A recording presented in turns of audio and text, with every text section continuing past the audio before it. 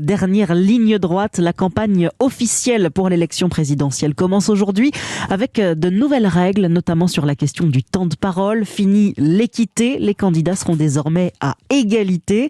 À 2 semaines du premier tour, la course s'accélère. En tête, toujours Emmanuel Macron avec 27% d'intention de vote. Petite baisse depuis 2 semaines après avoir gagné 8 points au début de la guerre en Ukraine.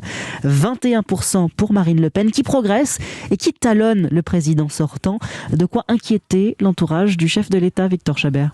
Exactement, au sein de la majorité, on commence à craindre un second tour face à Marine Le Pen. Il s'annonce peut-être plus compliqué que prévu, avec des sondages qui se resserrent. Selon un conseiller macroniste, la députée du Pas-de-Calais fait une très bonne campagne et il ne faut pas la sous-estimer. À ce jour, plusieurs instituts donnent la candidate RN proche des 45% face à Emmanuel Macron. Au second tour, c'est environ 12 points de plus que son score de 2017. Cette fois, elle dispose d'une réserve de voix et c'est ça qui inquiète le plus la majorité, une grosse partie des électeurs d'Éric Zemmour, mais aussi le vote anti-Macron et même une partie de l'électorat populaire de Jean-Luc Mélenchon. Quant à Emmanuel Macron, lui ne disposera que du report d'une partie de Valérie Pécresse et très faiblement de la gauche modérée. À cela s'ajoute la campagne sur le pouvoir d'achat qui semble payante pour Marine Le Pen, ainsi que de très bonnes prestations à la télévision. Au Rassemblement national, cette fois, on croit vraiment que la victoire est possible. Victor Chabert du service politique d'Europe 1.